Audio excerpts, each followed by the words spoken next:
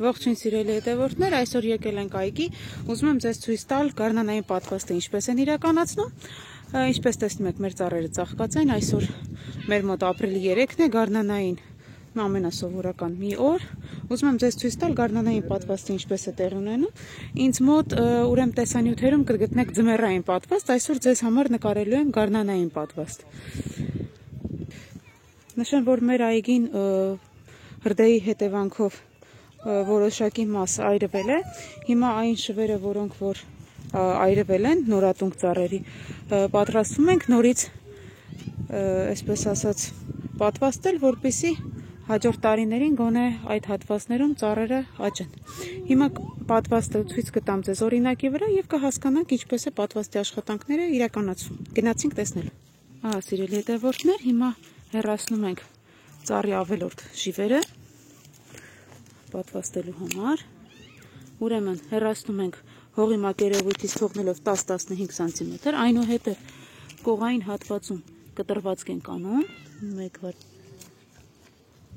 ահա այսպես կտրվածք ենք անում, բացում ենք միայն կեղևը, այնուհետև վերցնում ենք մեր շիվը, ինչպես տեսնում եք ծաղկած ծաղիկներով շիվ է,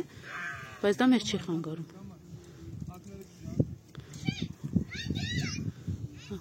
Տաշում ենք։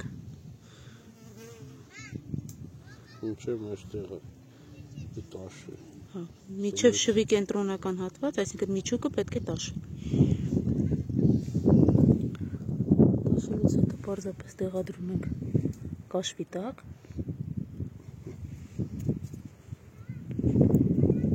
Եվ ամենասովորական ձեռքի տակ եղած իզոլենտ կլինի, պոլիէթիլենային թաղանթներ կլինեն, նման բաներով կարող եք փակել։ Դա կողային հատվածների համար, իսկ վերին հատվածում կարող եք սովորական, այսպես ասած, մանկական խաղերի պլաստիլիններով փակել, որպեսզի եւ ջուր չանցնի, եւ հիվանդություններ չլինեն, եւ չչորանա։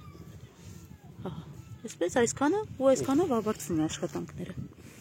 Հիմա սրանք սպասենք մի քանի օր եւ արդեն երևա թե պատվաստը ինչպես է ստացվել։ Այսքանը սիրելի հետևորդներ, դե ինչ, հետևեք մեր ալիքին, որպեսզի բաց չթողնեք հաջորդ տեսանյութերը, կհանդիպենք։